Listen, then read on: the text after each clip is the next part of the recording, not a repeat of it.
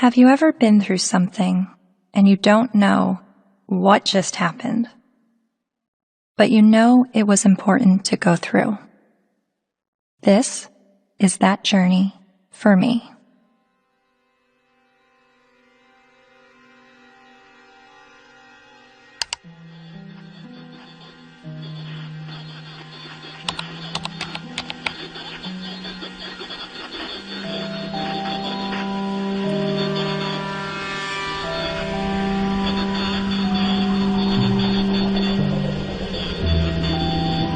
Misogynist rantings would be at home in the far-reaching internet subculture widely described as the men's rights movement, a toxic distillation of the worst aspects of American sexism. It's a universe of message boards where men get together to express their hatred towards women.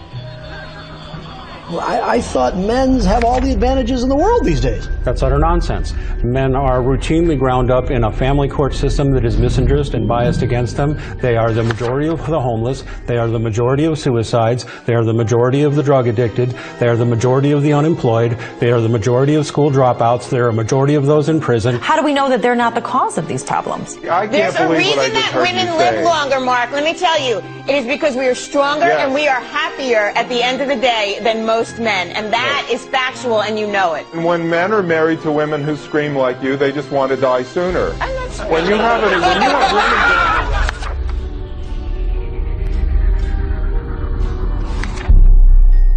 A voice for men.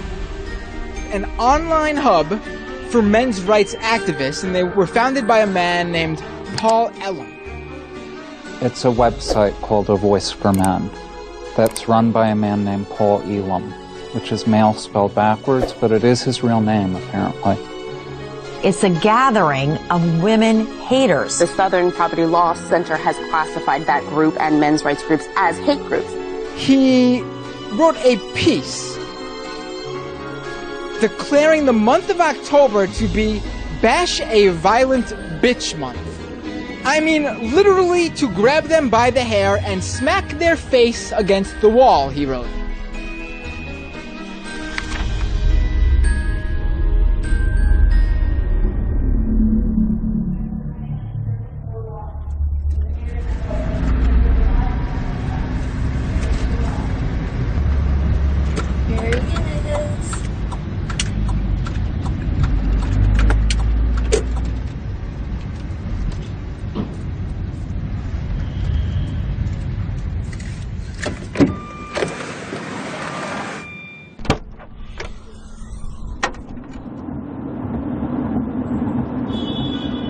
You may be wondering why I'm sitting in a car with notorious men's rights activist Paul Elam. That's a valid question, and to answer it, I need to start at the beginning of how I became a feminist.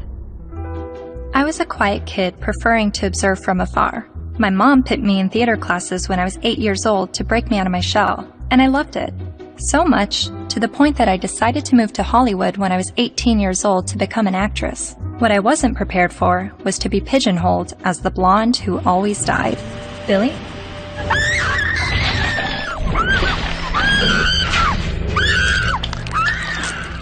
Granted, I had a good scream.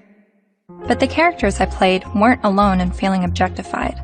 I was commonly harassed on the streets, hit on by married producers, told by photographers to come back when I lost 15 pounds and got a boob job, and a plethora of other uncomfortable experiences, all while still being a teenager. I started to realize my role in the world seemed a little too similar to the unfortunate roles I was auditioning for, and it was not how I saw myself or the person that I wanted to be. So, I quit acting and bought a video camera to tell the stories I wanted to tell.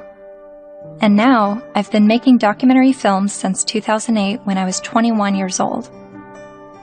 Most of my work has been about women's issues and sexuality. I've covered a range of topics from the phenomenon of purity balls to reproductive rights, single motherhood, and LGBT rights. After releasing my film in 2012 about marriage equality, I was at a loss of what topic to explore next. And that's when two horrific stories broke the news. 2-star high school football players in Steubenville, Ohio, have been found guilty of raping a West Virginia teenager. The video shows the former Steubenville student callously joking about the incident. That's like rape. It is rape. Bro, they raped her. You know you do it? Bro. They raped her. This is the funniest thing. They raped her harder. Outrage across India as a 23-year-old woman, the victim of one of the most horrific rapes India has ever heard of. A 90-minute horror for a 23-year-old medicine student on this bus. Gang raped and beaten. Her friend assaulted and thrown out of the bus. Every day, every woman is facing violence on the streets. I started to research this rape culture.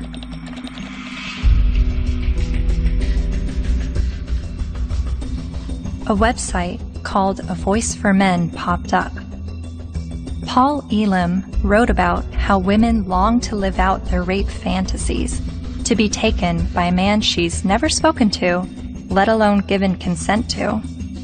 As I read, I was asking myself, is this the rape apologist that I've been hearing about? The victim blamer who perpetuates rape culture?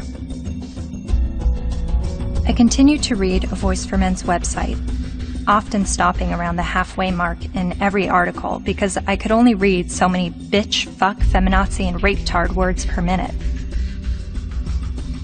But even still, I kept reading, and thinking, and reading some more. I was trying to understand how these, what I perceived to be women haters, could have so many followers.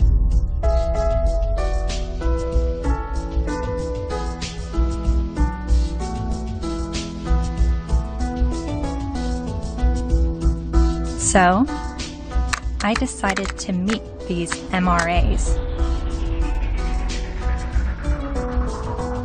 The ones leading the movement, and some of their followers too.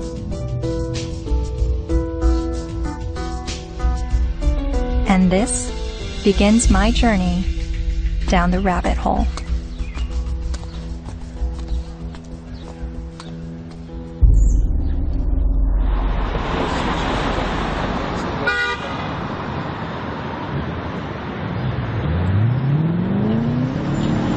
This, ladies and gentlemen, is an historic moment.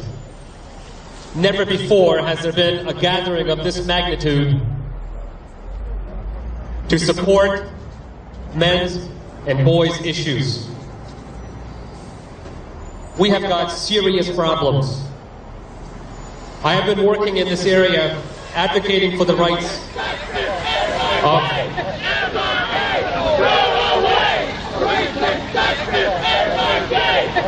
and here we go. What you'll hear is that we hate women. You'll hear that it's a backlash against women's rights. You'll hear that we're regressives that want women back in the kitchen and making sandwiches and barefoot and pregnant. You're just bitter, you're a loser, you're a whiner, you're ugly, you're undesirable, you're lazy, you're scary, you must be a racist, you must be a misogynist. When we do speak out, women often don't want to hear what we have to say. And so then we're called names, we're called whiners. And this is the way people who don't want men to talk about issues try to shut us up. We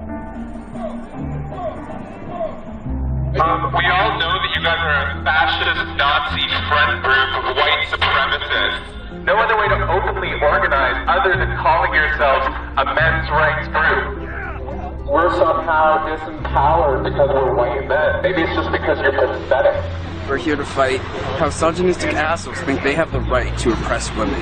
White men are starting to feel misplaced because women are sharing space. It's disgusting, and scroll the fuck up, and don't confuse suffrage with oppression. Everyone suffers. It's universal.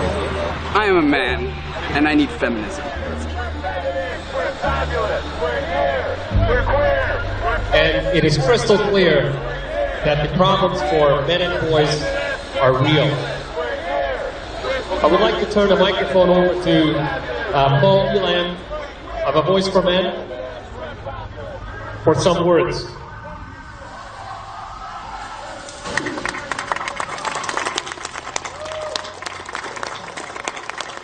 This is a historic day. I've never seen a gathering like this out of concern for the general state of affairs for men and boys in this culture. And as trying to articulate the entire platform of the men's rights movement is kind of like trying to understand a snowdrift one snowflake at a time. It's a very, very complicated matter. Just consider this, that 93% of workplace fatalities are men. 4 of 5 suicides are men.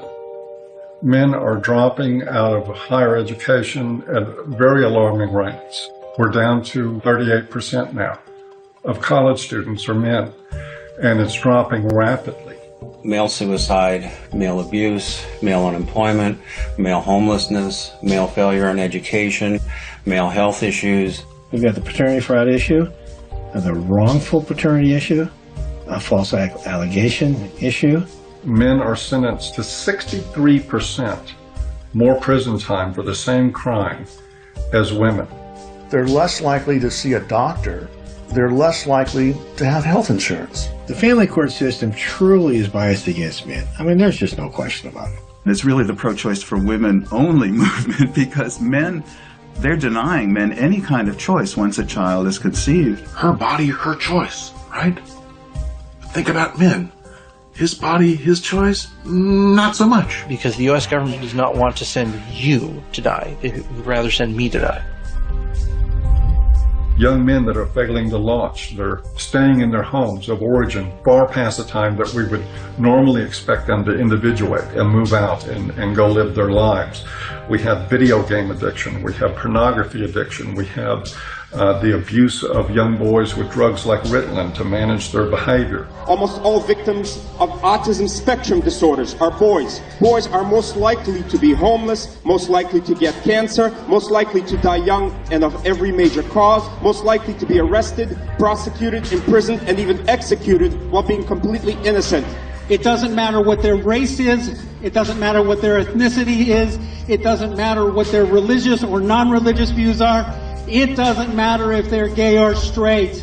Men and boys are in crisis, and they need your help and they need your support, because they are human beings too. And you will not shame me or anybody here into silence about it anymore. But if you start to talk about those issues and address them in terms of how they affect men and boys as a group, people get hostile about it. The idea is that men have all the rights, they've always had the power. But if that's true, why can't men talk about their problems? And that's what really got me interested in this to begin with. Shortly after I began filming men's rights activists, I realized my own views were being challenged. I kept a video diary throughout filming, and I've decided to share some of those diaries with you. I really do feel like learning about the men's movement and their specific issues, the issues that they have issue with, it's hard for me to completely understand them and just automatically feel welcome in that space of talking about these issues, because at least with feminism, whenever I heard about the issues that feminists were fighting against, I always felt like I had something to draw from and experience to be on board with that. And that's always been why I've been drawn to the feminist movement, is because a lot of what they spoke about I had personal experiences with, and with the men's movement I have very little personal experiences with the issues that they talk about.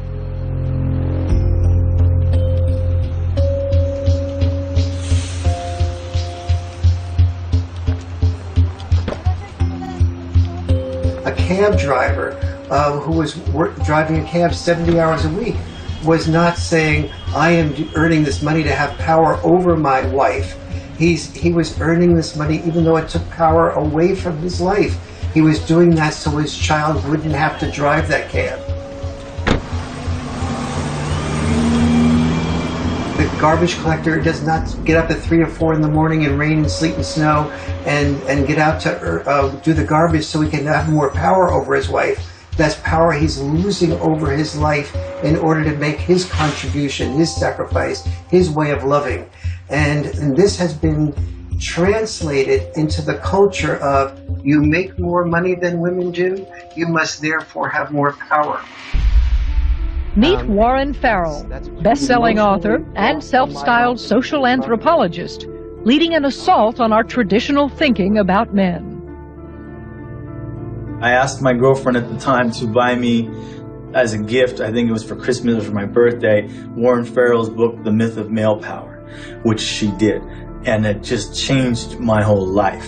And his premise was, while women are often seen as sex objects, men are often seen as success objects. And this resonated with me.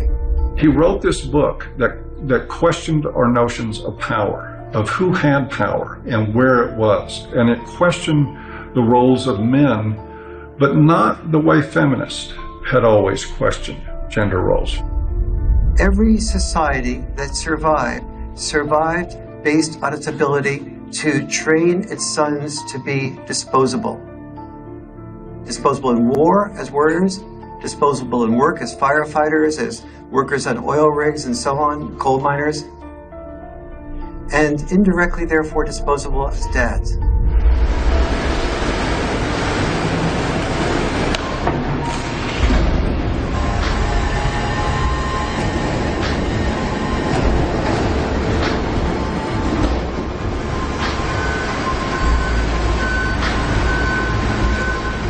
What happens in men's life when they're raised that they're worthless unless they're a provider, that they must work, even if they have to take on extremely dangerous work, they must get this done, or they're useless as men?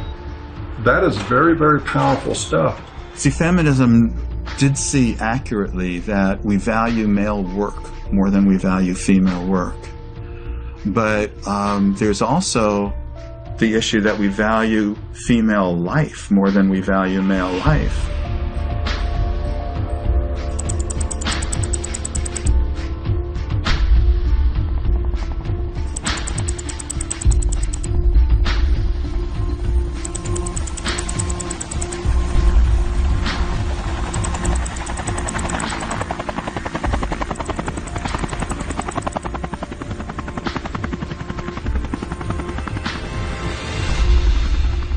Even when that plane went down in New York City a few years ago, and that, the pilot was a hero for the way he landed it and saved everybody. Word arrived over the citywide fire frequency that a commercial jetliner was in the water with 155 people on board.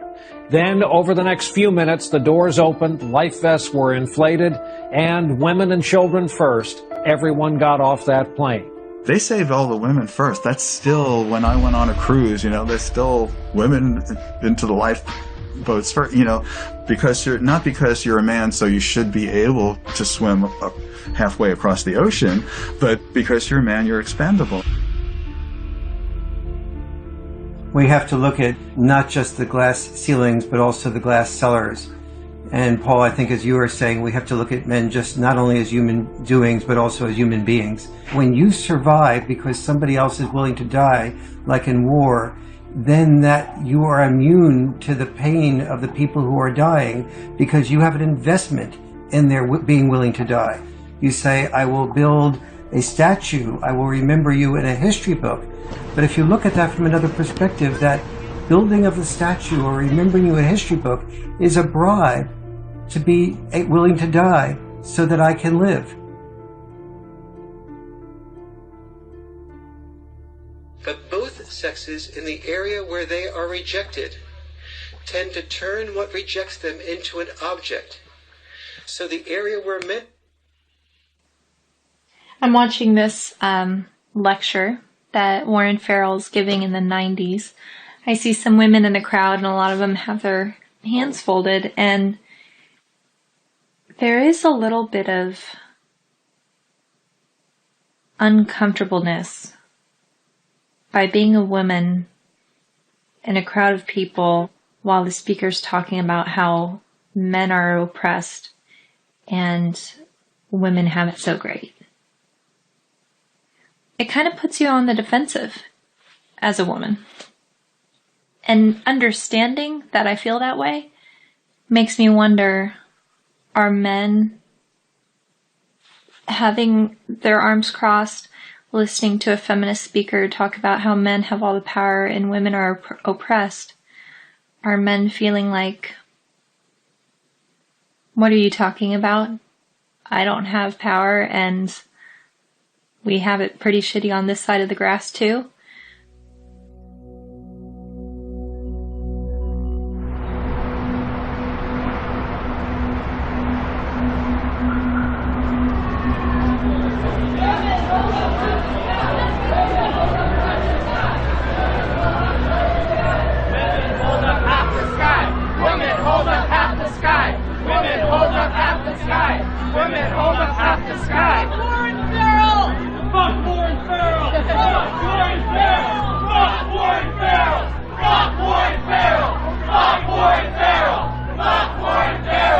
In 2012, Dr. Warren Farrell was speaking on behalf of men's issues at the University of Toronto in Canada.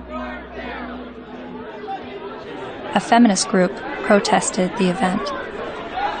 Be fucking ashamed of yourself. You're fucking scum. You are fucking scum. Fucking rape apologist, incest supporting, woman hating, fucking scum. Is there someone else that can wait? Fucking scum. Yeah, it's just another. I just want to listen to someone else's opinion. I'm not even on a side here. I just listen to as many people as I can. You know what though? Why would you pay money to fucking support a fucking rape apologist if you weren't fucking one? I never heard him say anything that was. Well, it's fucking scum. Who do you serve? Who do you protect? Who do you serve? Who do you protect? You're fucking scum. Fuck you. Raise inside of me. All talk you. You're real fucking scum.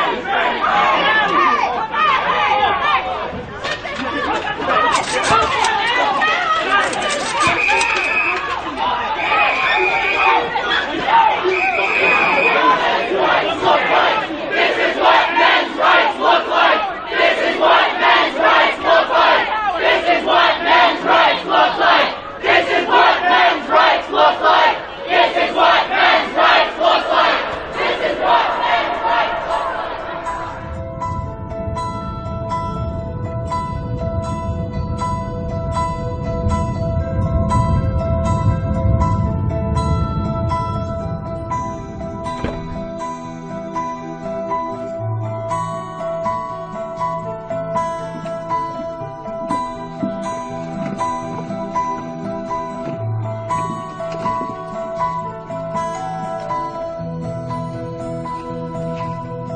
Hi, how are you? I'm Cassie. You're Cassie. Oh, for some reason I thought you were a male, which I'm just delighted that you're a female. Well, thank you. Very glad to meet you. Come on in. Thank you. Thank you. But Farrell wasn't always so attentive to men. In fact, for years he focused almost exclusively on women's issues, rubbing shoulders with feminist leaders like Gloria Steinem. And he's still a card-carrying member of the National Organization for Women. I believe that women cannot hear what men do not say. And he's got a lot to say to both men and women in his provocative new book, The Myth of Male Power. I was making a very significant amount of money speaking around the world on behalf of women's issues alone. I went through a period of forming men's groups. And then when I listened to them, I thought, well, gee, this will be really helpful to present to audiences so that they can understand not only women's side, but men's side too, because I was really totally in the feminist camp. And immediately I saw my standing ovations drop. I started hearing that there was people saying, don't invite him there, to speak with us. And pretty soon I had, very few college and university speaking engagements. How did you originally get involved with feminism? Where did that all begin? I was doing my doctorate in political science at NYU in the late 60s, and the women's movement surfaced.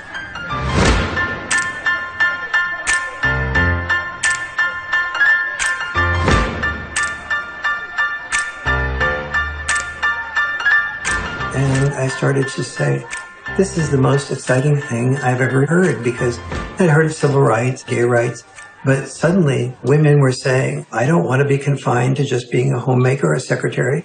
And so it's like, why shouldn't women be encouraged to do everything they possibly can do? And at that point in time, I saw a lot of women marrying men that they weren't completely in love with, but the man earned a fair amount. And so I thought, that's just a form of prostitution extended over a lifetime. How depressed that must make a woman.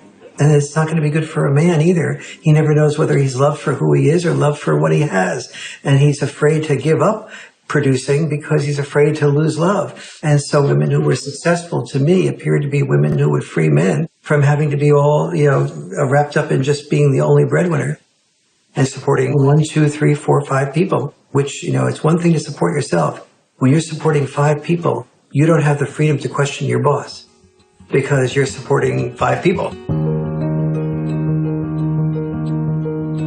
The first issue of feminism was to say, just because I'm a woman, maybe I don't want to spend my life raising children. Don't force me into that role against my will. So they looked at men and said, well, you're not forced to raise children. You don't have any issue.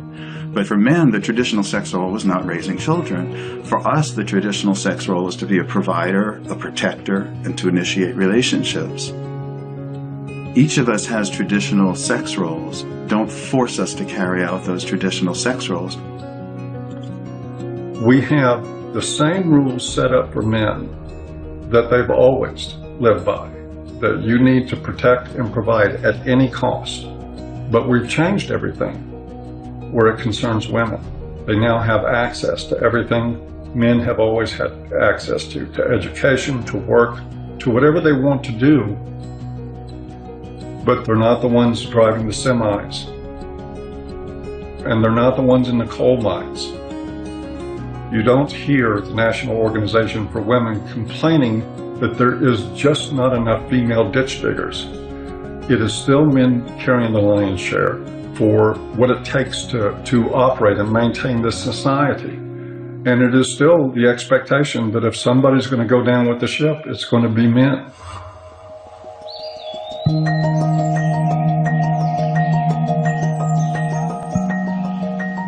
Flexibility in roles is where we should be all headed. Any men's rights activist that I would support the portions of the women's movement that is encouraging women to have more flexibility in roles. So where do the men's movement and feminism disagree? Well, only on the fundamental belief that the women's movement says men are the oppressors, that we are involved in a patriarchal world in which men invented the rules to benefit men at the expense of women. But don't we live in a patriarchy? When most of the world's nations still have never had a female leader.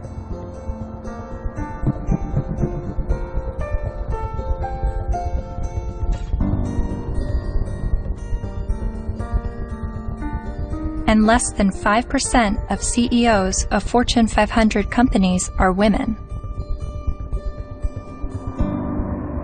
You have to look at this in a larger perspective. Patriarchy is the result of gender roles and not the vice versa. Traditionally, women's power and responsibility has been in the reproductive sphere, while men's power and responsibility was in the productive sphere. You have to reproduce to continue the species, and you have to produce to feed people so that they can reproduce. So, it's like they work together.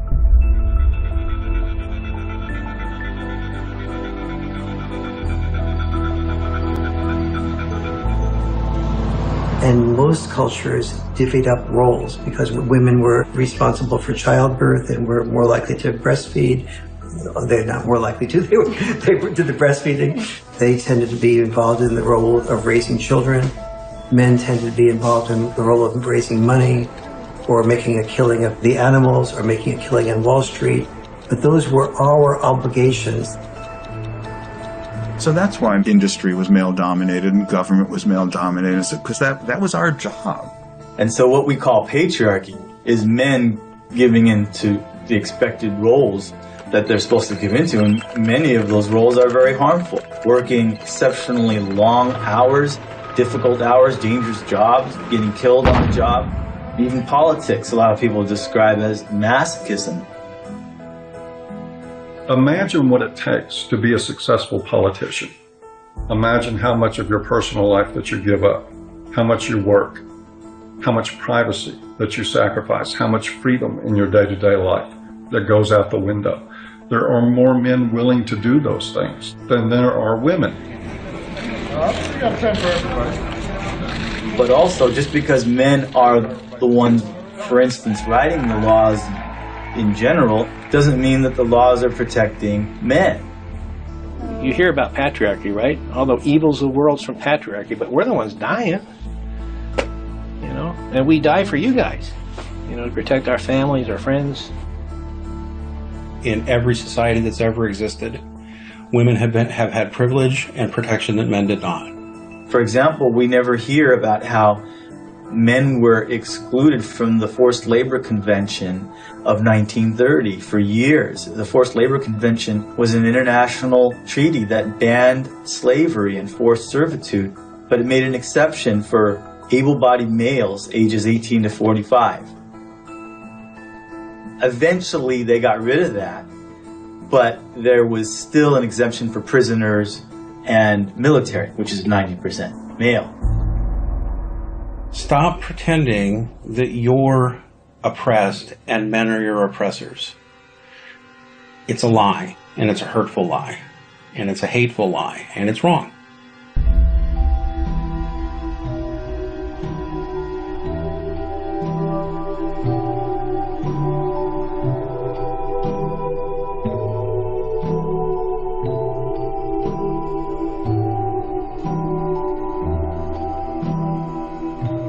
You talk a lot about the red pill in A Voice for Men. What is the red pill? Oh, it's sort of a cultural slogan. It comes from the movie The Matrix, where the character Neo is given the choice between a red pill and a blue pill. You take the red pill, you stay in Wonderland, and I show you how deep the rabbit hole goes. And if he swallows the red pill, the scales will be peeled back from his eyes. He will see everything that he hasn't been able to see. And if he takes the blue pill, he'll just go back to sleep and live in his sort of unaware, semi-comatose state forever and probably be a lot happier. It's a pretty apt analogy. So what is the blue pill in this world? Well, the blue pill is the paradigm that most people live by, that men have all the power, that they've always had all the power, that domestic violence is a problem that's committed by men against women only, that sexual assaults are only committed by men against women, that women don't make the same money for the same work as men. Teach men not to rape. Only men can stop rape. Men commit domestic violence. We need to stop violence against women instead of just stopping violence. That is feminist training. The MRAs say that we live in a blue pill world where women are victims, men are perpetrators, and it's all a lie. And that we're brainwashed to believe this, and that it's not true, and that men are slaves in this world, and women are... I don't think women are necessarily the puppet masters, but I think they're saying that women have the easy way out, and men are, they're given medals and statues and written in the history books to justify them dying and being slaves to work or being used to progress societies.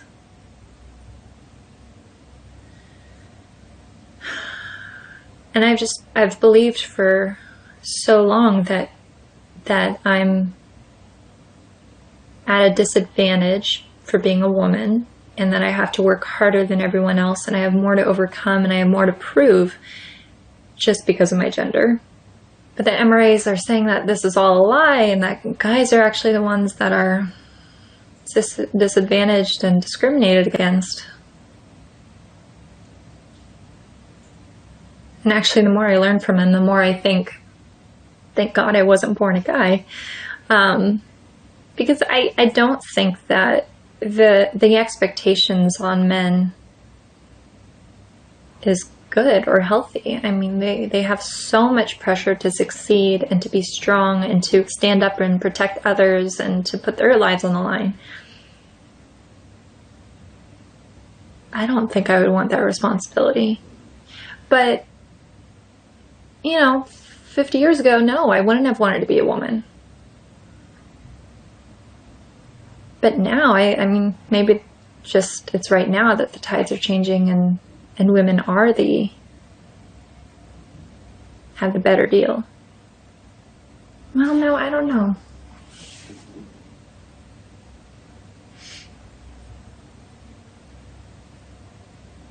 And then sometimes I think the MRAs are just duping me and giving such a strong pitch about what they believe in to convince me of something that's actually just some out there theory that men are discriminated against and women have the advantage.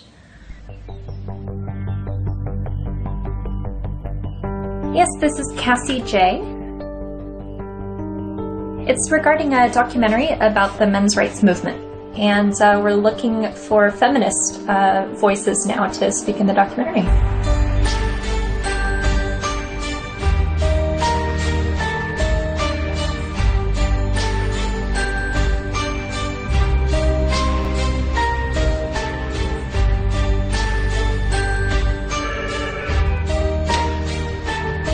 Feminist majority.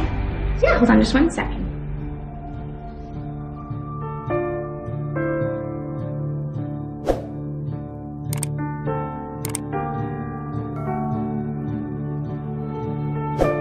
So I realized, okay, I need to bring some feminists into the mix, make sure that we have that side back and forth.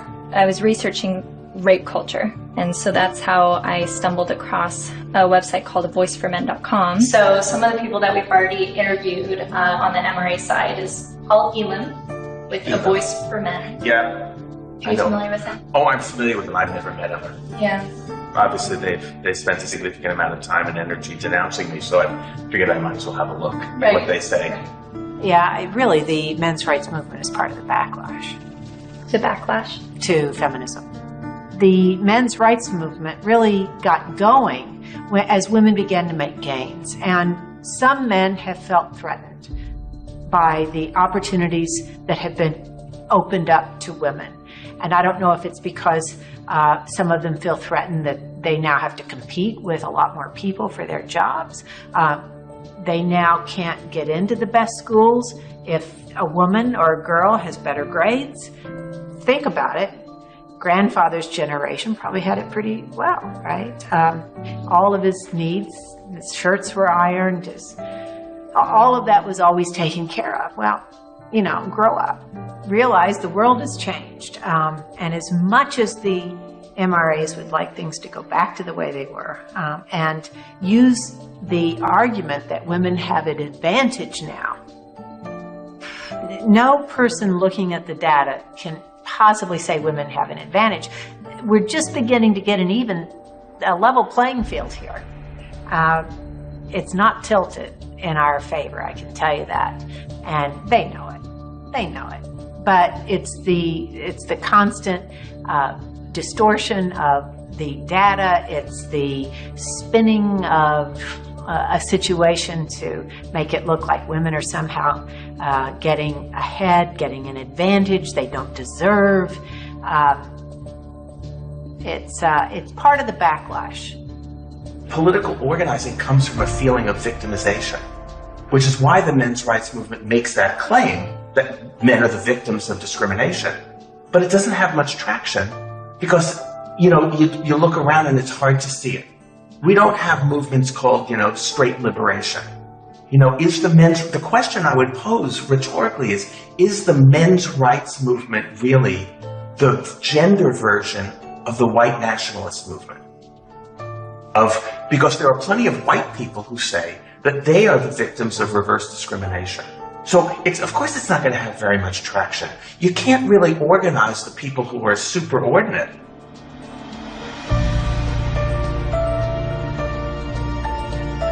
So do you think that men are being discriminated against in any way?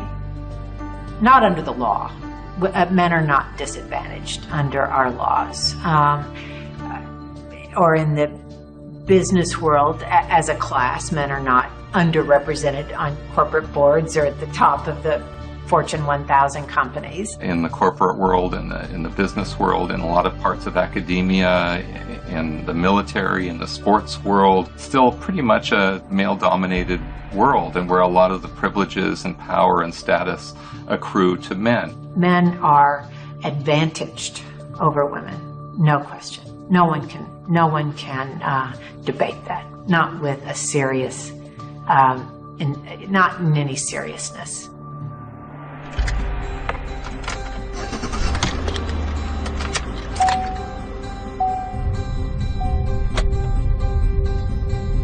I was a math major as an undergraduate, and one of the fundamental things about geometry is the distance from point A to point B equals the distance from point B to point A.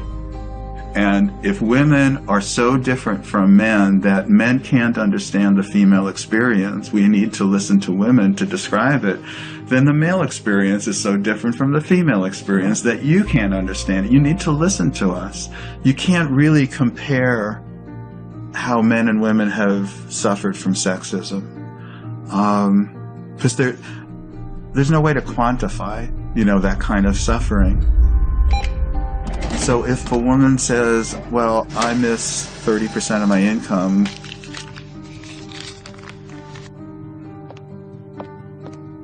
more than you miss 6 years of life, there's no way to quantify that.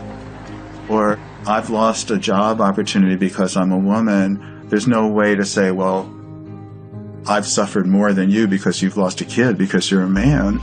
We can't, but it is serious.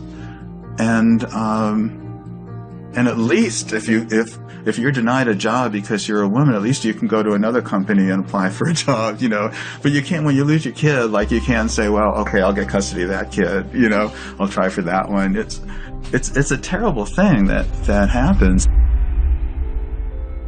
There was a case, the Serpico case. You might be too young to know the movie Serpico with Al Pacino. It was about a New York City undercover cop. He gets shot at the end of the movie and retires from the police force. And he was a real man, Frank Serpico.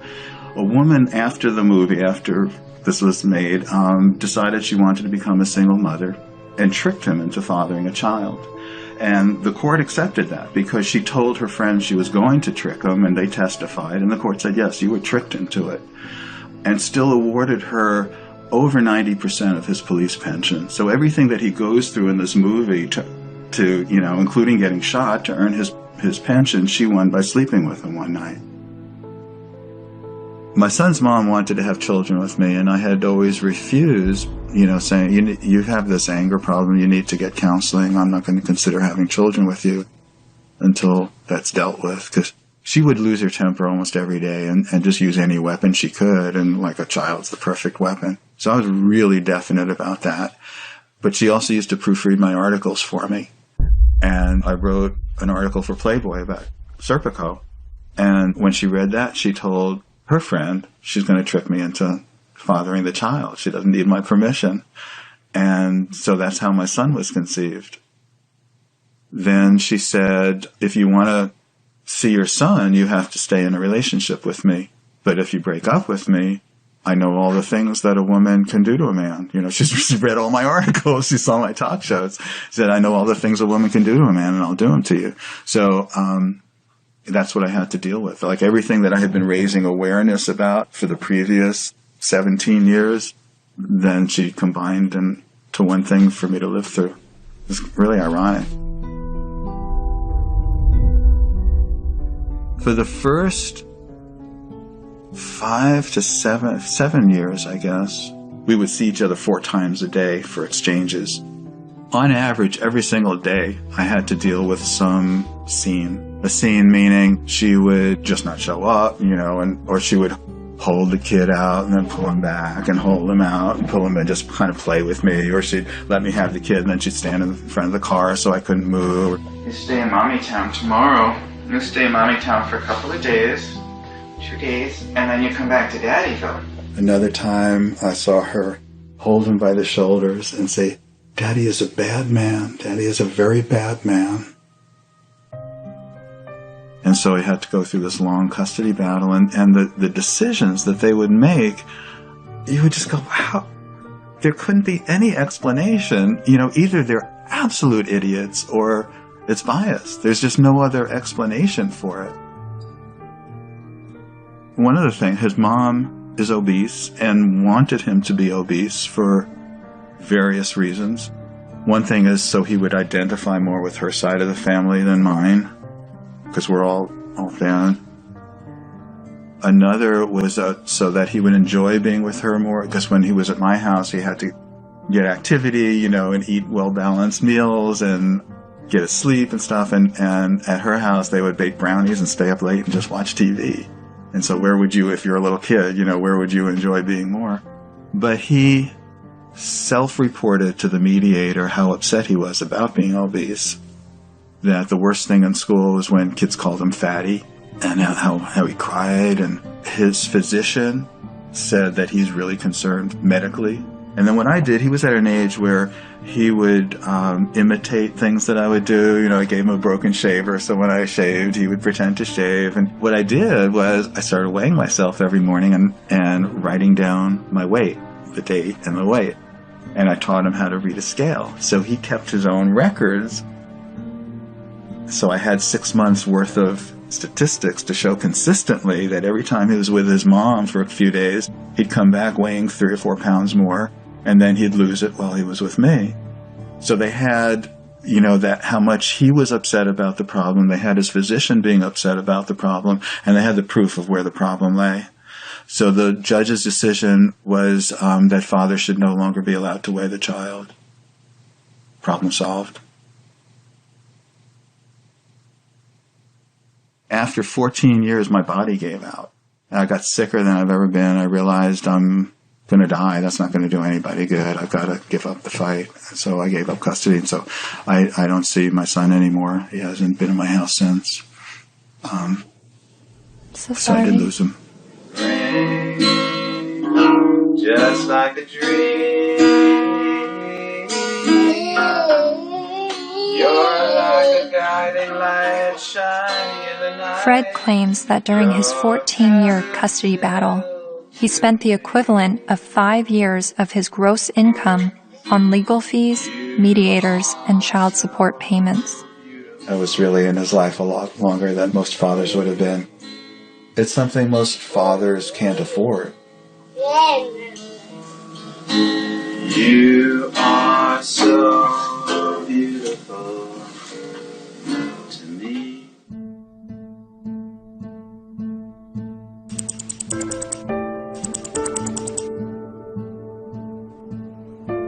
We generally know that fathers don't get as good a deal in family court, and we don't really complain about it until it happens to us. And even then, a lot of men don't. Many men's rights activists come into being men's rights activists as a result of getting a divorce, wanting to be equally involved with the children, and realizing that women have the right to children and men have to fight for children. When your family courts run on the supposition that mothers are more fit to be custodial parents and that fathers are more fit to provide a check every month, and to become what we like to call Uncle Daddy, where they visit their children. To me, that's one of the greatest obscenities in the world, the idea of visiting your own children, where you get to see them for 2 hours on Wednesday night, and you get to have them for X amount of hours every other weekend, and you have no say in how they're brought up.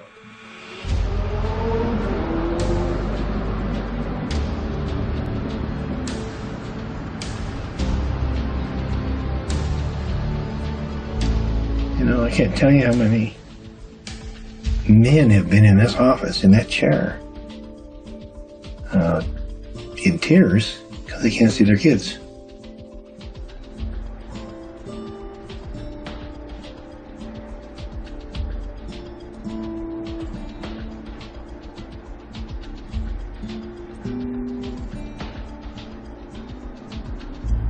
some of this stuff ends up in horrific consequences. Like this gentleman here, that's his little son. They found him dead. Not the son, but the young man. In the desert with a bullet in his head. Day before the family court, where it became known that he was going to get to see his little guy even less.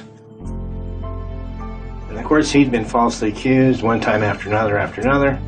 It had destroyed his life. It had bankrupted him. It had driven him into debt. It had caused him to miss work. He was about ready to lose his job.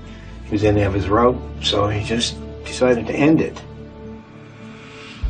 The unfairness in the family courts, the unfairness in the way child support is so often structured, it's commonplace and it's everywhere. And the more you start to become conscious of it, the more you realize that it's there.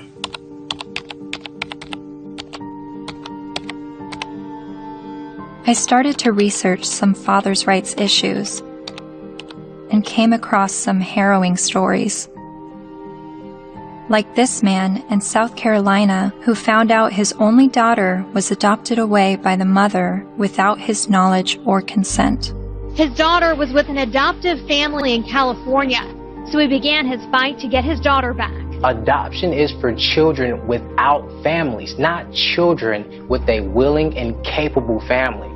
And this man in Colorado who lost his daughter when the mother left the state to give birth in Utah where he wouldn't have legal rights to his child. He fought for 4 years in court and finally won visitation rights. Only visitation. I can't explain the emotion, the happiness. There's this hard fight and what this means to me. And then there's this heartbreaking story.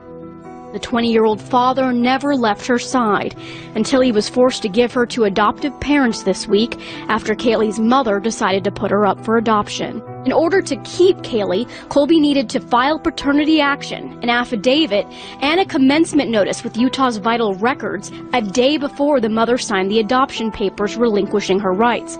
But in Colby's case, the mother only gave him a few hours' notice of what she was going to do. I would like her back.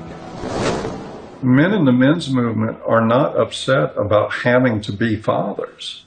They're upset because they're not allowed to be fathers. That guy blows his head out, blows his brains out. It's a family court? And people don't think there's something wrong with that? And we just open the doors tomorrow for business as usual, and that's okay?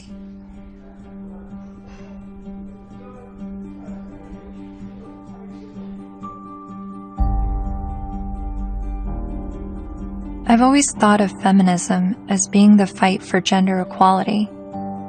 And yet, I've never heard about fathers' rights and the injustices going on in family court. Why is this? I decided to ask gender studies professor Michael Mesner. Well, I'll just say I don't think it's... I don't think that a lot of their assumptions are correct to start with. There's no doubt that there have been some men who get just screwed by court decisions and custody cases. But I think when you look at the broader patterns, it's still the case that in intact heterosexual families with kids, women are still doing the vast majority of the housework and childcare, and there's a lot of sort of father absence, lack of participation by fathers. Some of whom I think then after divorce happens, end up suddenly wanting equality, as fathers when they haven't really been participating equally as fathers before. So to me, it always kind of swings back to the feminist perspective of how we need to push for full equality across the board, including before divorces. If we have that, then we might expect more symmetry after divorces happening.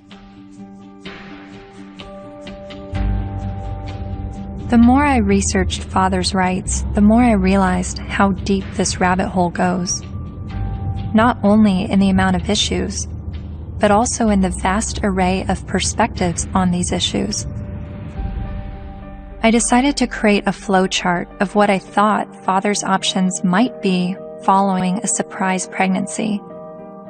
I then put a green line for the paths that I thought would be good turnouts for the father, and I put red lines for the paths that seemed to not be good for the father. Then I created a flowchart for women's options, and did the same with green and red lines. And as I stepped back, I saw all the red lines for the women's options if she does not want the child. But something dawned on me. Of every path the biological father could go down, he's at the mercy of the woman's sole discretion. Although women have very difficult choices to make, she at least has the choice. But for biological fathers, they have no say over their parental destiny.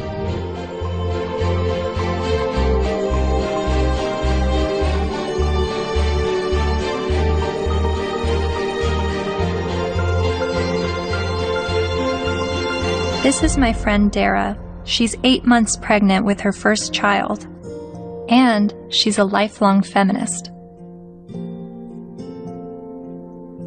It seems from MRIs, from what I've read, that women seem to have more reproductive rights than men do.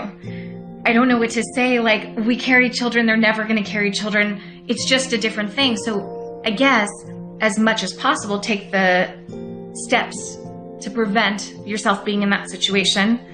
It's just, I don't know what to say. There's no, there's nothing like a woman, women have been blamed for, and still are, for, unwanted pregnancies, choosing to have an abortion, not choosing to have an abortion, choosing to put their child up for adoption, when, the burden lies on a single mother. If the man leaves, there's societally, she's lambasted. So there's a lot of things that women deal with in that regard that men don't actually deal with. So I can have compassion for their situation, but I don't know that it's going to change in the way they want it to, because it's biology, So if you're going to be having sex that could result in pregnancy, and you haven't had this conversation with the woman that you're having sex with, you better have it. Better have it fast. That's when the man has the ability to make decisions, either not to engage in sex or to use condoms and to use other forms of contraception. So that's where his role comes in. Once he's impregnated her, she's the one now faced with continuing a pregnancy, faced with the health risks that accompany pregnancy. So his rights have to be exercised early. But once she's pregnant, all decisions must be hers, because ultimately she is the most impacted. There's just no question. And she ultimately has the responsibility for that child.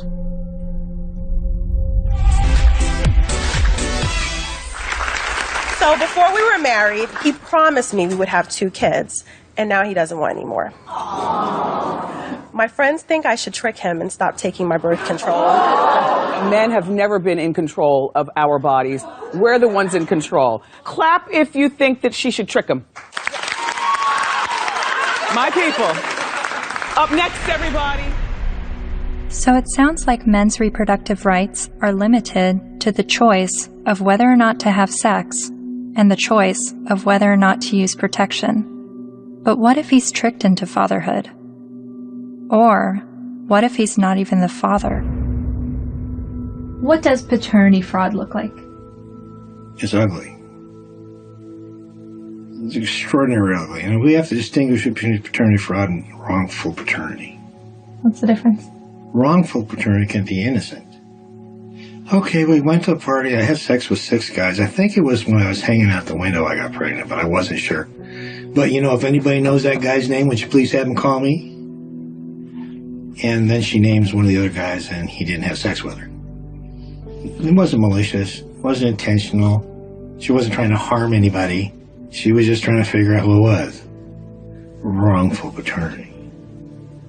More often, and less facetiously. Okay, I'm married, I had an affair. Obviously here, there's all sorts of problems because there are more victims than the person who's named as dear old dad, who may be the wrong one. There's everybody involved in the family, like a situation in Texas where the family had 5 little towhead kids, all guys, all little blondos. And all of a sudden, one day, one of the little blondo kids gets in trouble, has to go to the hospital. They can't get a hold of mom. They get a hold of dad. Dad rushes to the hospital. Needs to give blood. Whoops. Can't do it. Wrong blood. What? All the kids look alike. Turns out it was the guy down the street. You've heard of this case? No, it's a real case. So what happens to this family?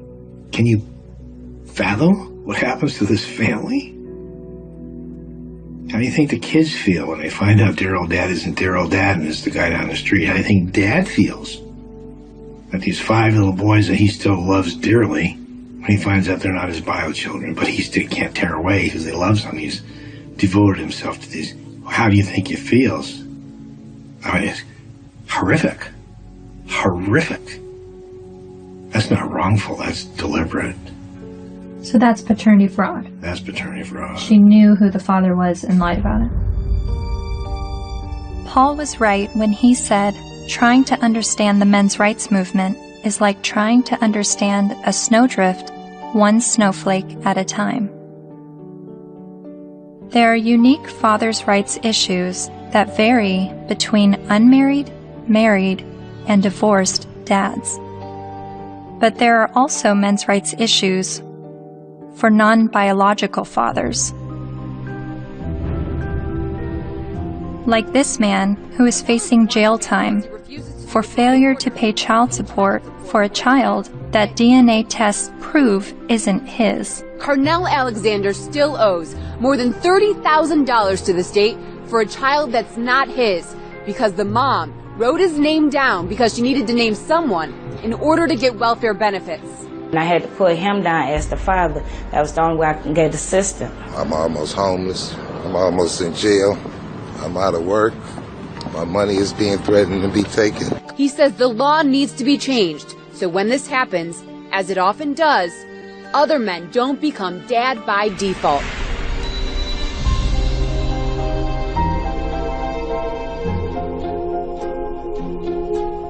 A lot of times people wonder about MRIs, why are you guys so angry? And my answer to that is, why aren't you? How can anybody look at this and not be angered by it? And the only answer to that I've ever been able to come up with is that people aren't angry because they don't see men as human beings.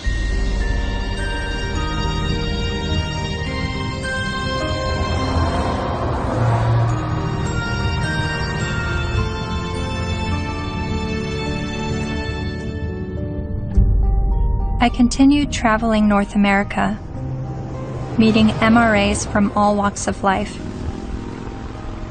hearing their personal stories, their red pill moments.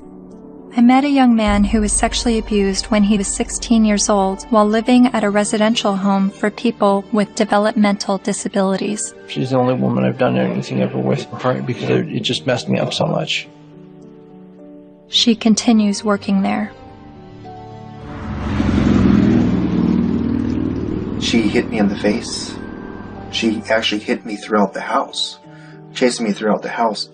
When I reported my domestic assault to the police officers, I did not at all bring up the fact that I was sexually assaulted, because if he wasn't going to believe that I was a victim of domestic violence, there was no way he was going to believe that I was going to be a victim of sexual assault. I met the honey badgers, women who are men's rights advocates.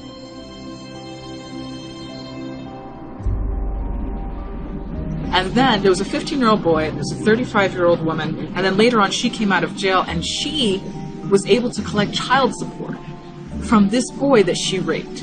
Yeah. After getting out of jail. So there's lack of fairness for men in the court systems. When police officers would show up to domestic violence case, there was often men were just taken away without asking what even happened. It's just presumed that men are the criminals. I was assaulted several times, and I never got any help. I went to the police still bleeding a couple of times. And one police officer said, I'll never forget this. He said, if she starts hitting you again, you better get out of there fast, because if she just breaks a fingernail trying to hit you, we'll arrest you. I mean, I can't tell you at this point how many guys I've talked to who are like, yeah, you know, she stabbed me and they put me in jail. Not only are there endless studies that show women are just as violent as men are, when I would talk about it, invariably, men would start coming out of the woodwork with stories. Stories they were afraid to tell, stories that they got laughed at for, stories that they got blamed for. It's hideous.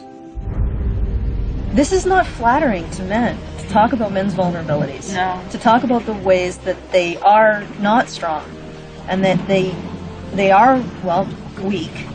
And to be honest about it, it's not flattering.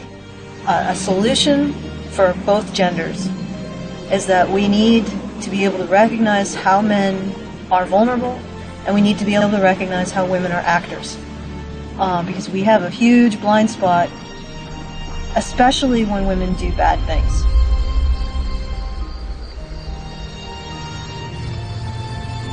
My best friend that I grew up with since kindergarten was being physically abused by his wife, who he'd been married to for 20 years. She'll break glass and throw it at him, punch him. I've seen it just happen spontaneously, and it was frequent. And he's bigger than her, but he didn't want to hit her. And he didn't want the children, they had 3 minor children, he didn't want them seeing this at all. So he would usually just go outside, because there would be glass breaking or things being smashed or yelling, and he knew that the neighbors might think it's him. So he would go outside so the neighbors can see what's happening. Eventually I said, look, you need professional help, and so does she, and maybe the kids do too.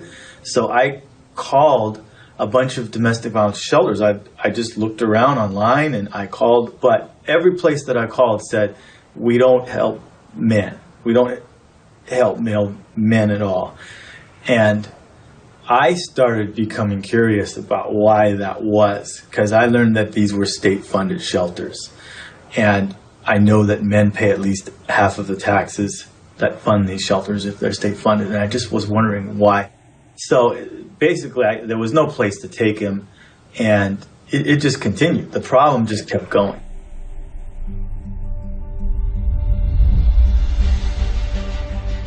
In the United States, there are over 2,000 domestic violence shelters. All of them serve female victims, and nearly all of them turn away male victims. In fact, as of 2016, there's only a single domestic violence shelter for men. My initial reaction was that there needed to be thousands more women's shelters because that many more women are being battered. But as it turns out, 1 in 3 women and 1 in 4 men will be victims of physical violence by an intimate partner in their lifetime. Sure, there's a slight majority of female victims, but how can that excuse denying men help? Couldn't this be considered gender discrimination?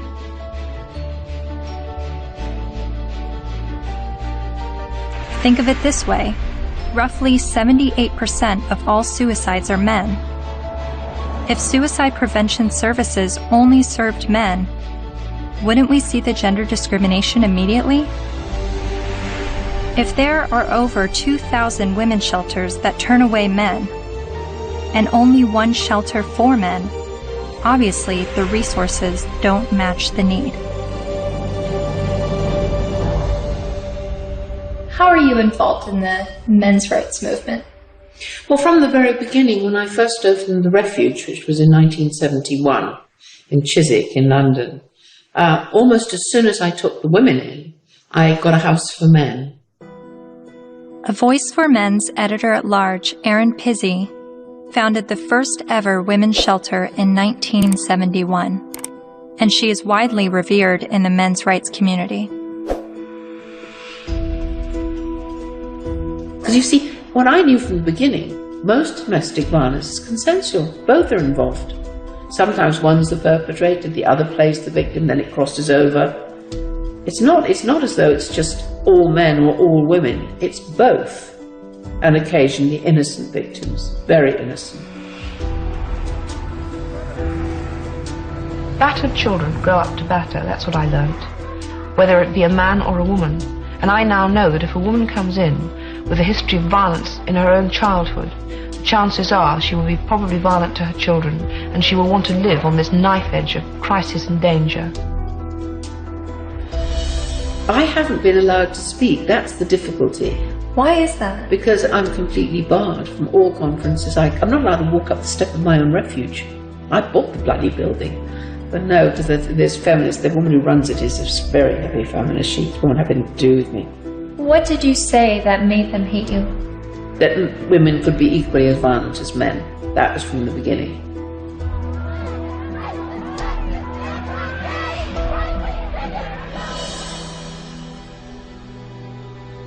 Erin Pizzey says that 62 of the first 100 women to enter her refuge were just as violent as the men they left, and violent towards their children.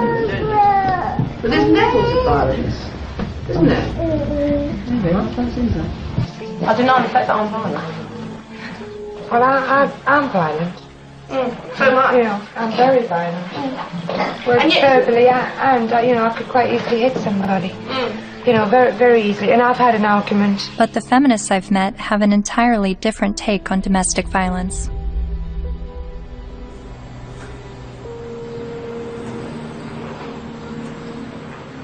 On the whole issue of domestic violence, that's just another word, really. It's a cleanup word about wife beating, because that's really what it is, or dating violence. And it's not girls that are beating up on boys. It's boys that are beating up on girls and using violence to intimidate and to control. And we have very few what's called domestic violence shelters, which are places that women can leave their home with their children and get a new start, get out of the violence. But there are not nearly enough of them. We need more funding and more resources, because it is a tremendous disadvantage for women and girls.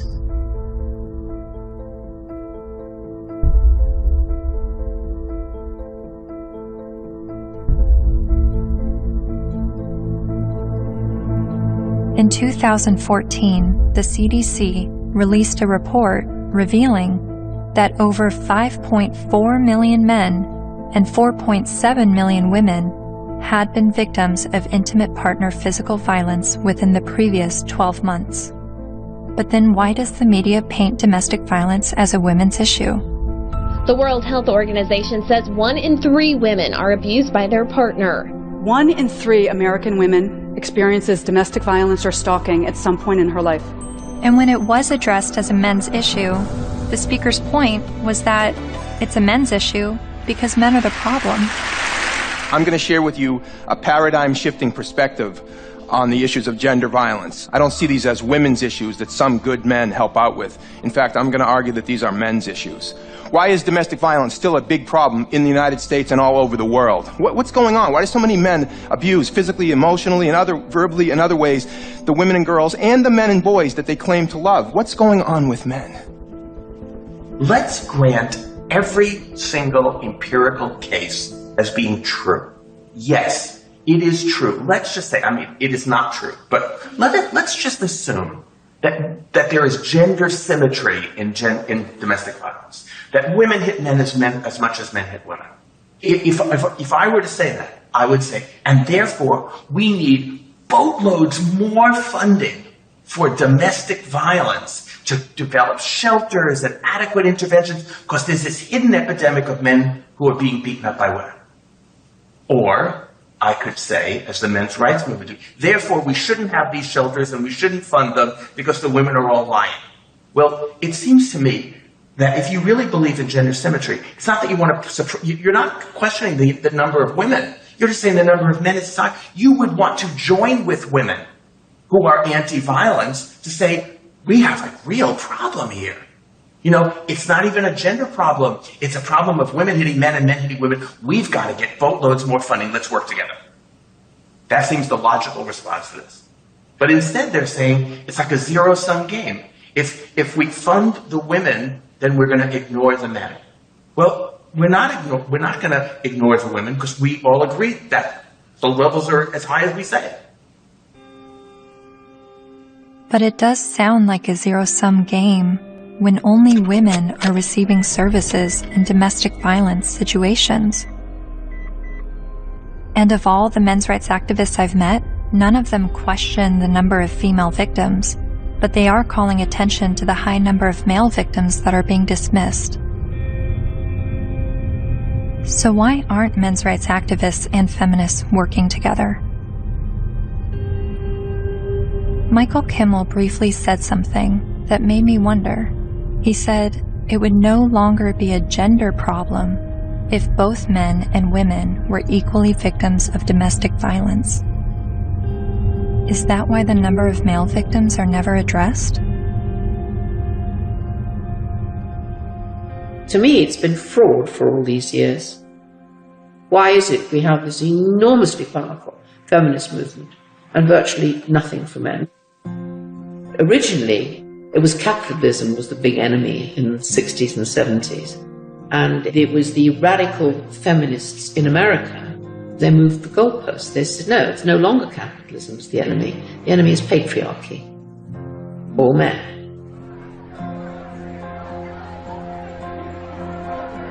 And that's how the women's movement began. And it was enormously successful. The new mood in the refuges was going to be that no men could work in refuges and can't today. They can't sit on the boards. And boys over 9 or possibly 12 can't go into refuges, or you call them shelters. Their mothers have to make other arrangements for them, which I find shocking. And it ring-fenced money. I think that that particular time when the feminist movement were desperate for funding because they'd run out of publicity, and they were desperate for funding, and they needed a just cause. And unfortunately, it fell into their laps. It's an enormous industry. I mean, violence against women, they get something like, $1 billion and over a year. And an awful lot of that goes on really supposedly rehabilitating men, but essentially punishing them with something that's called the Duluth model. Duluth Power and Control Wheel. You guys know about that? No. I gave you a copy. In 1977, I think, a bunch of crazy women up in Duluth, Minnesota figured out they had the solution to domestic violence, and it was all about patriarchy and all about men. And it's the Duluth Power and Control Wheel. Because men are all about power and control. Of course, not you ladies. You guys, you don't control anything. You have no power. You're just sweet and innocent little things. Okay. So when this power and control wheel is divided up in all these things, you know, about who does this and who does that and blah, blah, blah. Of course, it's all men.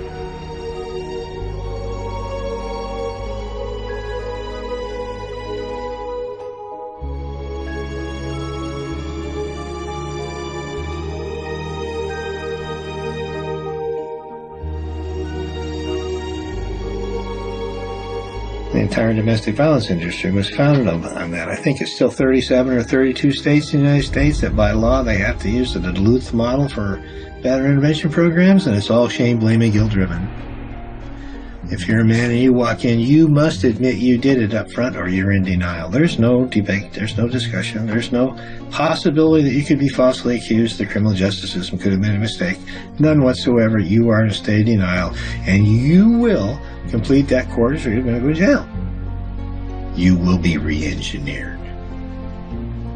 That's frightening. Frightening? Yes, that's frightening. I think it's terrifying. Absolutely terrifying.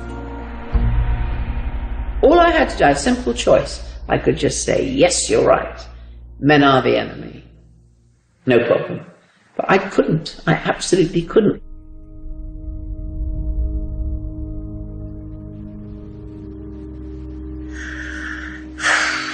Just getting overwhelmed. Because I don't know where I'm headed with what I believe and what is right and what is wrong, and who is wrong and who is right, and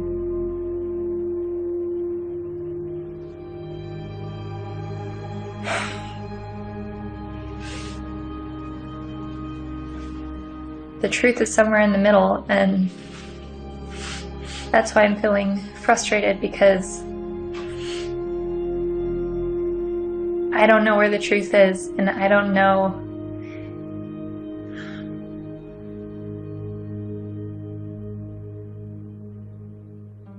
When I decided to make a film on the men's rights movement, I never anticipated questioning my feminist views. But the more MRAs I met, the more I felt compelled to remind myself why I was a feminist. I signed up for a women's group. Welcome to our Women on Your Power workshop. Only 4% of the Fortune 500 companies are led by women. Women only hold about 14% of corporate executive positions and less than 20% of our governmental positions. I made video diaries complaining about how I had to change what I wore to walk alone at night, how much time it took me to get ready for work, all the housekeeping that was on my shoulders. In comparison to other gender issues, these videos seem trivial, but I made them nonetheless. I attended women's rights rallies. No to violence. That's what we are here for, to say no more to violence in any form, especially against women and girls. I repeated women's issues in my head like a broken record. Female genital mutilation, sex trafficking, reproductive rights, maternity leave. And social media helped remind me of women's issues. We have fought for everybody else's equal rights. It's our time to have wage equality once and for all, and equal rights for women in the United States of America. We are struggling for a uniting word, but the good news is that we have a uniting movement. It is called He for She.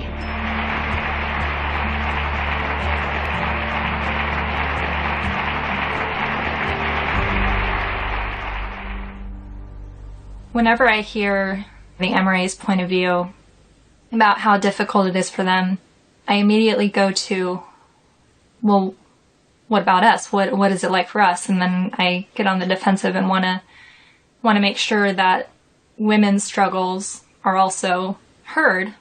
And I don't know if that's necessary, because the MRAs are saying that the feminist perspective is the mainstream perspective. But even when I hear their issues, I still want to speak up for the women, because I feel like, I don't know why I feel like talking about one gender's issues now neglects the other. And I guess that's what MRAs have been dealing with, is always hearing about women's issues and feeling like their issues are neglected. But whenever I hear them talk about men's issues, I feel like I need to stand up for women and say, this is what we're dealing with, an equal opposite.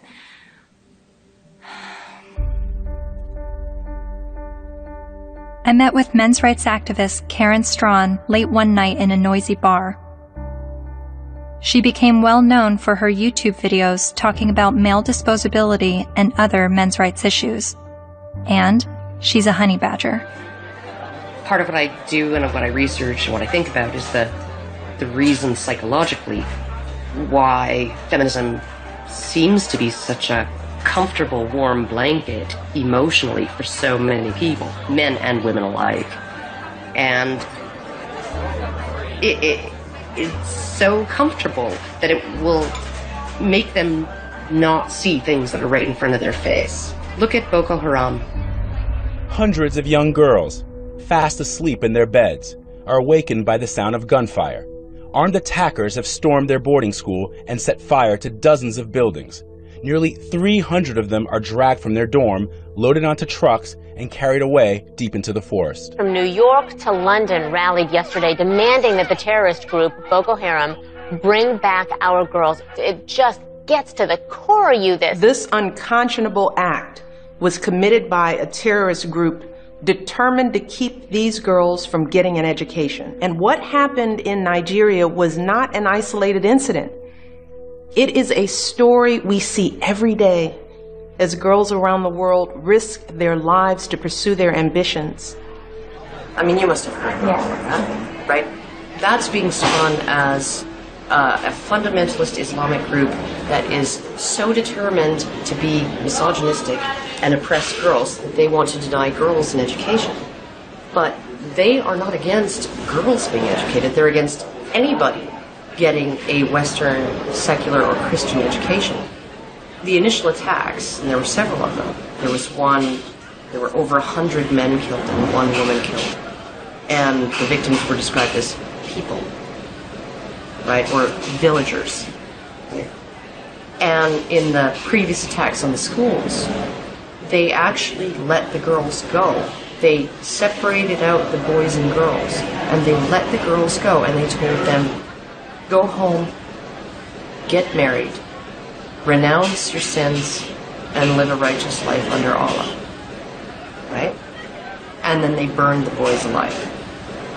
There was literally no outrage, right? It was barely reported on. It was one of those things, there was no opinion pieces on it, no nothing, right? Until the girls were kidnapped. And look at it this way, because we played right into their hands, because they want attention, right? And they weren't getting any attention from the Western media when they were just slaughtering boys, right? They want attention. And what do? They kidnap girls and sell them into marriage or slavery, right? And everybody, the UN, Michelle Obama, Barack Obama, the UK government, the Canadian Federal Minister of Defense, right? They're all promising aid and help and equipment and personnel to help find these girls and bring them back, because this is such an outrage and oh my goodness, something needs to be done.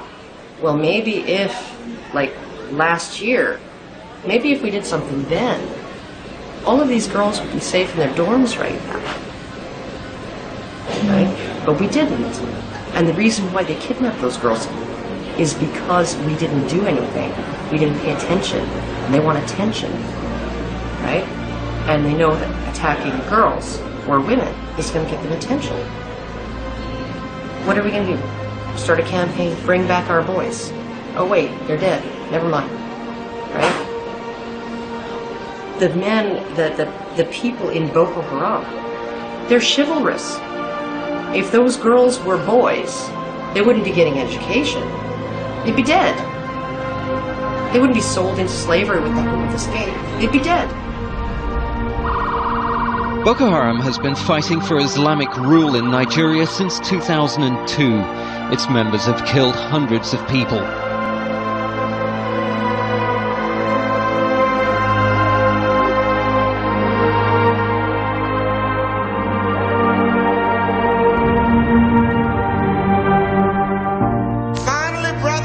At least 69 dead, although some reports put the number at about 150 and scores more injured.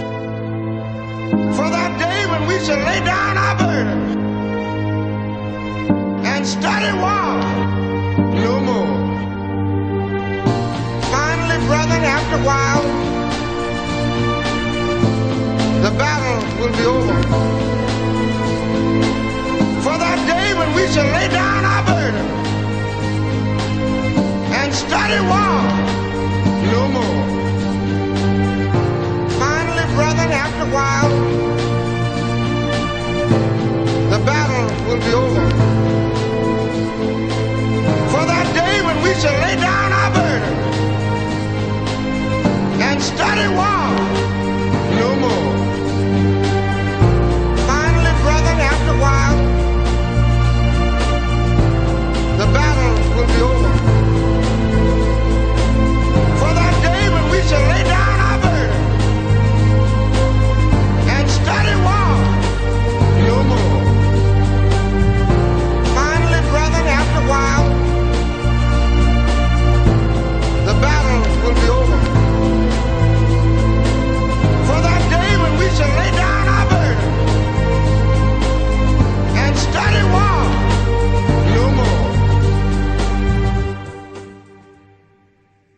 one of the most important things the men's movement is doing is being able to say, men need compassion, and men deserve compassion. And to have that happen, I'm not expecting it in my lifetime. It's an ocean of pain out there. This stuff we're talking about has been going on for so long. And nobody listens. Nobody cares. It's one thing when you look at what happens to women and you feel normal, healthy outrage about it, and that should happen. But when you can look at what's happening in our courts to men, in our medical establishment to men, in our schools to men, and yet we remain so cerebral about all of it. Yes, well, that is certainly something to consider. If it were happening to any other group, we would be having protests from coast to coast, and the fact is that it is happening to men every day, right in front of our eyes, and people will get angry at you if you try to talk about it. That's how deep the prejudice runs. But there have been protests, not with the intention of shining light on men's issues, but rather with the goal of silencing any discussion of men's issues. Like at Ottawa University, when Professor Janice Villamango attempted to give a lecture that questioned the feminist narrative.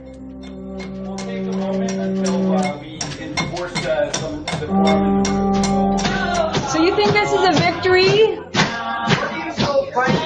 Yeah, why are you so frightened of hearing an opinion different from your own? Then there was the first International Conference on Men's Issues in Michigan, where even Ms. Magazine urged its readers to protest the conference in hopes of shutting it down.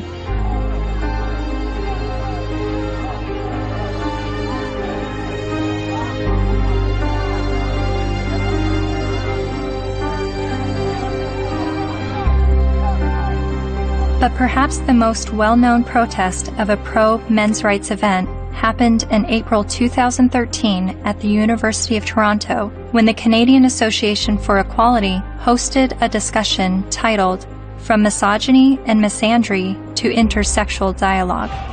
Well, in my 20s, when I went to Columbia to study art history, and that was in 68, and that was the height of the academy. And so suddenly I was confronted with the direct possibility of being drafted for that. And I discussed that with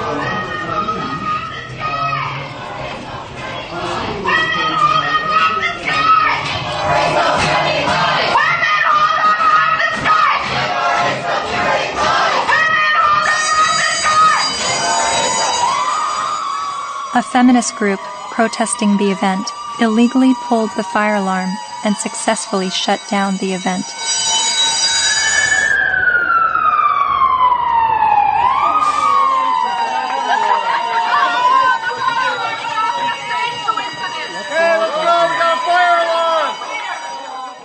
Once outside the lecture hall, feminist protesters and men's rights activists got to speak face to face. So, number one, shut the fuck up for a second. Feminists do not want you to lose custody of your children. The assumption that women are naturally better caregivers is part of patriarchy. Feminists do not like commercials in which bumbling dads mess up the laundry and confident wives have to bustle in and fix it. The assumption that women... This is a list of the things that we're working towards. Now, if you would shut the fuck up for the 50th billionth time, these are things we agree on, actually. These are things that we're agreeing on. And these are things that you've actually all got skewed fucking views on. You think that feminists are trying to take away your fucking rights, but as a matter of fact, what we're trying to do is we're actually trying to work on the same things that you're working on, but accept the fact that you're just too busy hating women. You can't fucking see that we're trying to work on those same situations. Are you conflating feminism, which is an ideology, with women, which is a demographic of societies? Okay, Mr. Derailing for Dummies. Okay. You're still a hate an group. Ideology. Yes. I also hate a lot of other isms. So you admit, though, racism, sexism. Oh, bullshit! Bullshit! You hate sexism, but you're an MRA. Okay, no, point taken. We win. You obviously have Sorry. read our literature. Okay.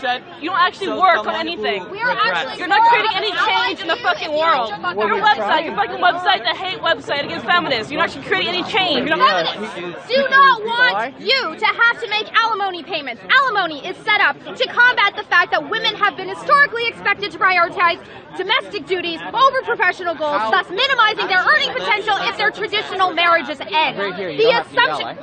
I'm reading, fuckface. I'm trying to I'm letting everybody else hear it, okay? It's not just for you, Mr. Entitled. The assumption that wives should... Why do you think the men's rights movement is at odds with feminism? What has created that clash and that war between each other? Well, one, feminism has spent the last 50 years demonizing men, which is sort of one of the problems. Feminist scholars have characterized men as inherently violent, inherently bad, inherently predatory, inherently oppressive. They have postulated that masculinity is a disease. Feminists aren't the only problem. The problems didn't start with feminism. So when I start criticizing feminism, I want you to know you're just part of the problem. They're just part of the problem. You calling men oppressors and women oppressed demonizes men, and I believe diminishes women at the same time. It's a way of telling men to shut up. It's a way of telling men that their experiences don't matter. You tell a man he's privileged, therefore anything he's gone through or anything he has to say doesn't matter. His lived experiences don't matter because he's privileged. So, how old were you when you started calling yourself a feminist? Or how many years ago? It was probably about 3 years ago, I guess you can say. I'm relatively new. Yeah, but I'm pretty loud, so violence only helps the oppressor, not the oppressed. A lot of MRAs say that feminism doesn't fight for the rights of men. What would you say to that? Cry me a river. Really, because feminism is a movement about the discrepancies when it comes to women's equality, because we're still not there yet, so don't even start with that whole, but you don't think about the men's issue. Well, then, you know what, start your own goddamn movement, which they have, but maybe make it a little more about legitimate issues like custody and alimony and things that you think are unequal, which all stem from patriarchy, not from, oh my god, feminists are trying to take away our kids. No, dipshit. That's not what we're trying to do. We're not trying to do that. I mean, if they look at the root causes of why, for example, women get custody more often than men do, women are supposed to be the mothers. They're supposed to be the natural-born caregivers. So obviously, you has a vagina, so obviously you're going to be able to take care of the kiddies. That's really what it is. It all stems from sexism against women. It's just the oppression dialectic needs to go. It's so hard to convince people to look at men's rights activism and support it without first allowing them to at least escape the stranglehold that feminism has on their minds. I do believe it is dogma. It's zealotry. There are good people in the feminist movement. There are not good people in the radical feminist movement.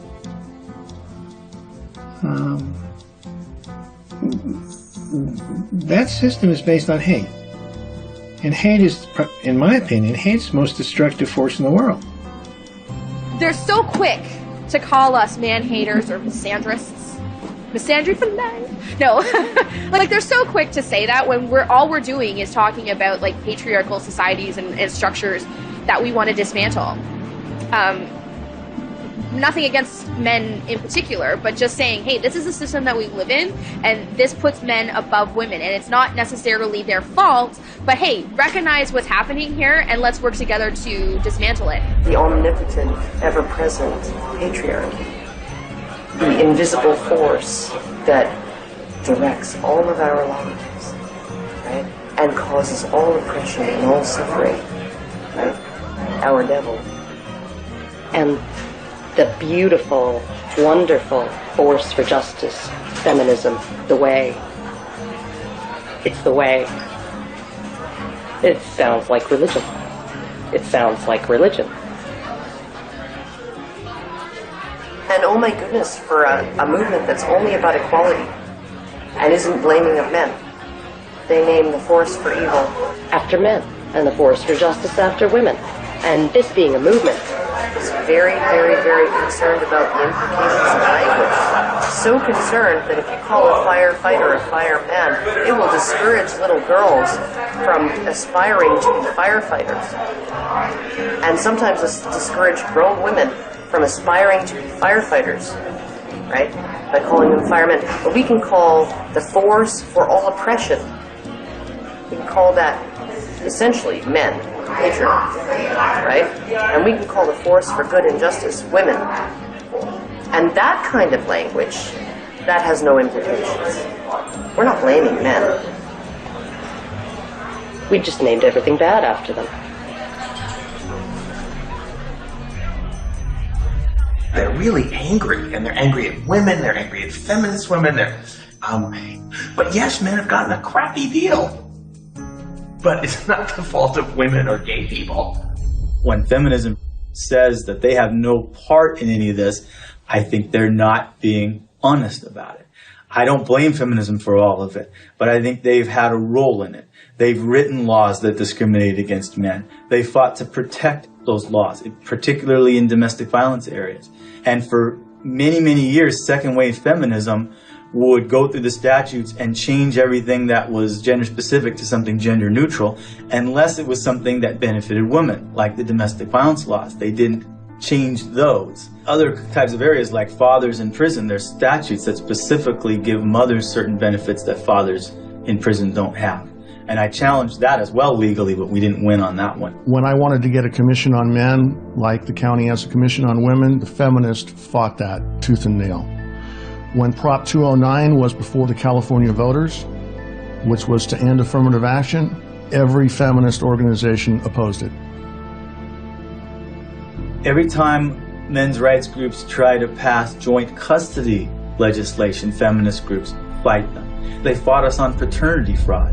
The biggest opposition that I have faced has been from the radical feminists that said, we don't want truth to be the standard, because if we did, they wouldn't oppose automatic DNA testing at birth.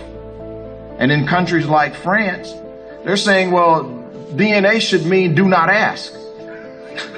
Because it's now illegal to even get a test, and if you get a test without the mother's permission, you will be criminally prosecuted. In Sweden, they tried to create a man tax. In India, the men's rights movement is trying to get the rape laws to include male victims, and the feminist groups apparently are fighting that. I'm not saying all feminists are this way, but I think the ones who are affecting public policy, who have the lobbying power, I think they are. If you just look at their actions, they don't want equality for women. They want special privileges for women and girls. And even though they know in a lot of areas men do not have equality, they are silent. The commandant of the Marine Corps said that he thinks, and I quote, all eligible and qualified men and women should register for the draft, talking about selective service. Do you think women should also have to register for selective service like men? I have to think about whether I think it's necessary to go as far as our military officers are recommending. The idea of having everybody register concerns me a little bit unless we have a better idea of where that's going to come out. Where I want people to register, I want every young person to register at the age of 18 to be able to vote automatically. And I think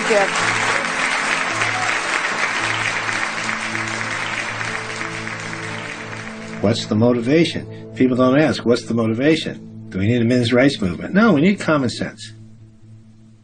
But if there's going to be this women's movement, and this is the movement that's going to do all these things, then maybe we need a counterbalance, something called the men's men's rights movement or a men's movement. And I hate to see either one of them. I think it's a shame. I think it's destructive.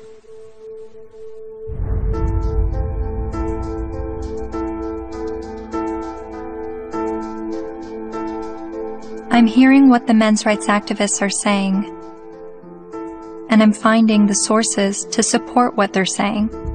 Men are just as likely to be victims of intimate partner physical violence.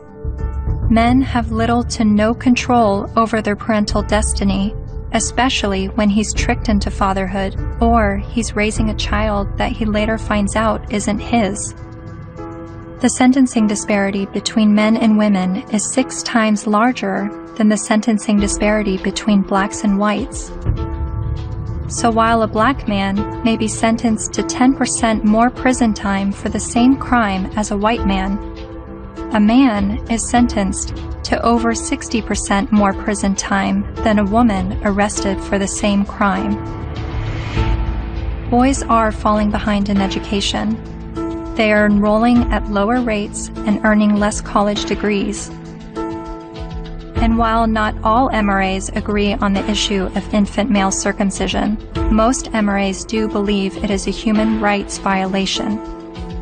I spent months learning about infant male circumcision, but it only took me watching a 5-minute medical training video to convince me this is a barbaric practice that needs to stop. Okay, so first thing, make sure he's well restrained to the foreskin, okay? And we repeat the process with just one end and clamp. Anything that gets clamped gets cut. All that was left, a partial penis and his tiny testicles. Rhodes says Ashton urinates through a hole in his penis. She says she can't imagine now what she'll say to her son when he's old enough to understand what's happened to him. How could you explain it to your child that you don't have a penis or you might never be able to have kids?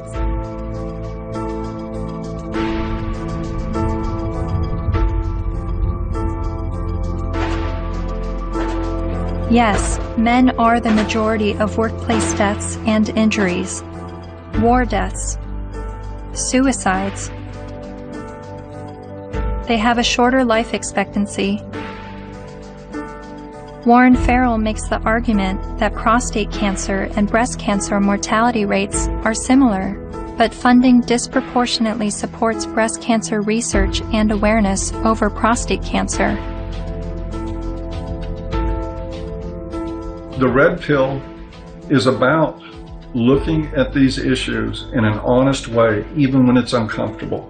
And these things are uncomfortable, but without the willingness to set aside the programming and to set aside the false beliefs about what power is and what women are and who women are. Part of what we do is a pretty serious critique of both sexes. It's brutal, but critiquing the sexes is a real valuable thing.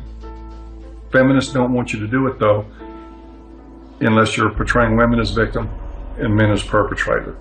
The red pill is about understanding men and women, like everything else in life. It's a mixed bag. You've got victims and perpetrators on both sides of the fence. And that's all. It's real simple. It's just not easy.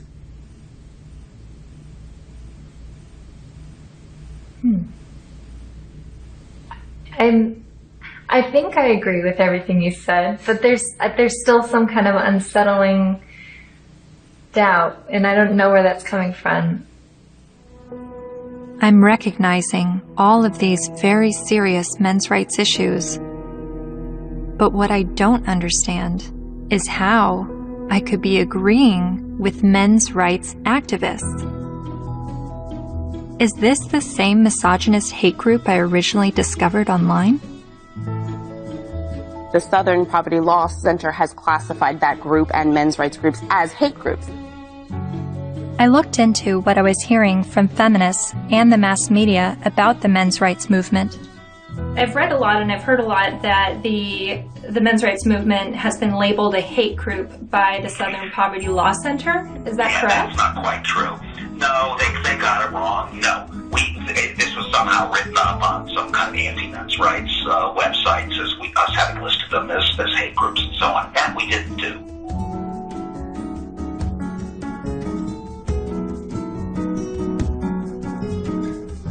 he wrote a piece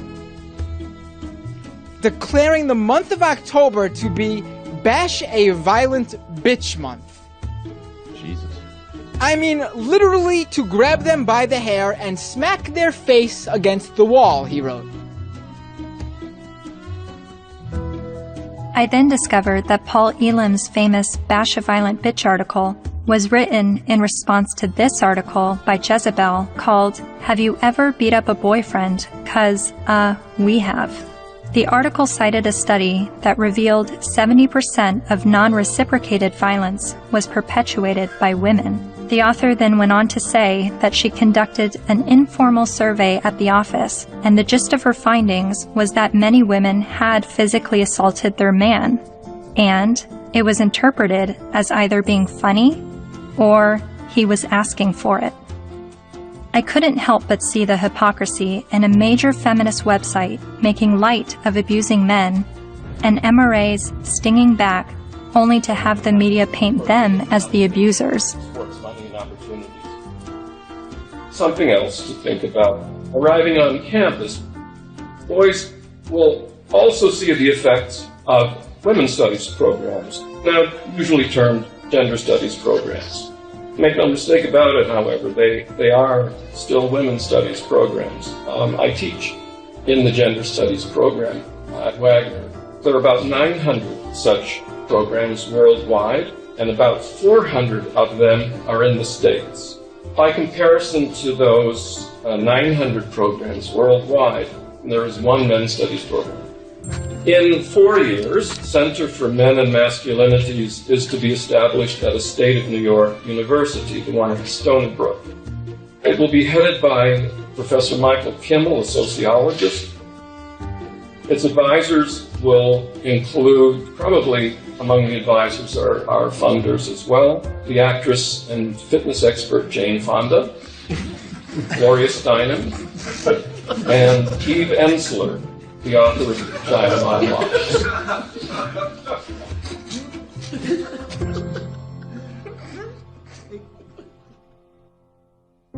After my year of filming men's rights activists and feminists, my descent into the rabbit hole was not slowing down.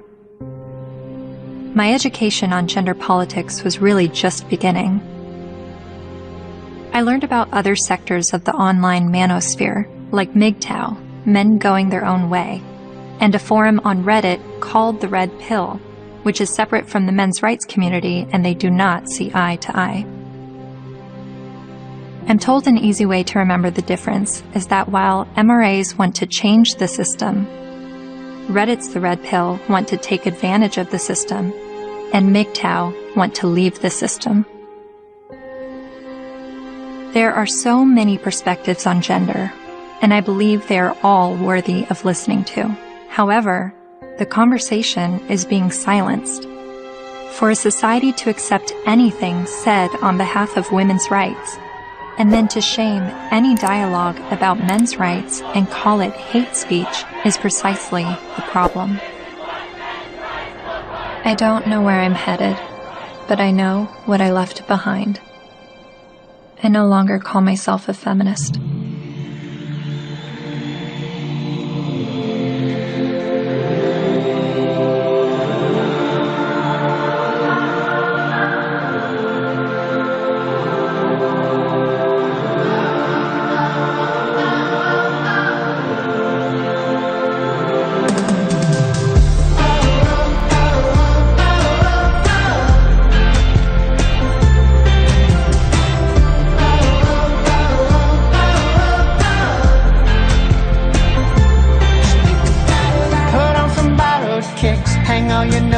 Up. It's never what it is. Wisdom is asking what. There is another side, down where the rabbit lives. My world will blow your mind. Just have a look at it. Think about it. Think about it. Think about it. Think about it.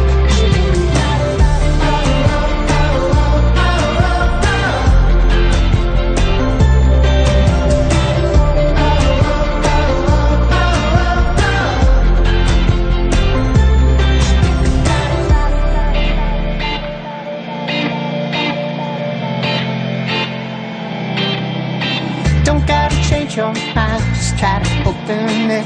I'll let you use my eyes, see what I'm dealing with. People with different stories, divided by different categories and reasons why. The smart speak, the wise they listen.